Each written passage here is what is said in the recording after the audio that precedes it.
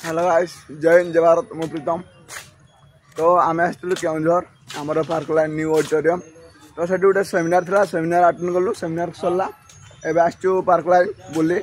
तो सेमिनार बस बस पूरा बोर हो गलु पार्क लाइन आसचु 5 टका देकी पार्क लाइन आसचु से पिजुली खाई दौन फ्री रे आम चिन्ह पिजुली पालुचे जेहेतु 5 टका देकी आसी जाऊँ तो मुझे गोटे पिजुली खाऊँ भल लगुच मीठा पिजुलीटा। तो चिन्ह आहरी पालुची पिजुली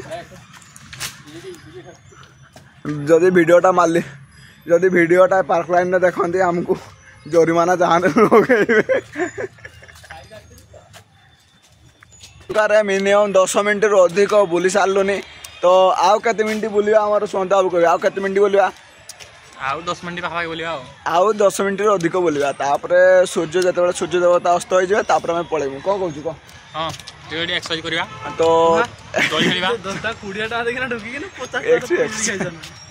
आम तो 50 टका पिजुली खाई देलु 5 टका देकी ढुकी कौन कौन कह डस्टबिन टाइम देख कह 5 टकार फायदा फुल उठे देलु आ चेष्टा करू 5 टका जगह 50 टका उठे फायदा जमती आम 50 टका 5 टका आम 20 टका देचु आउ 50 टकार खाइमु माने आम 30 टका लाभ होला ठीक कहला।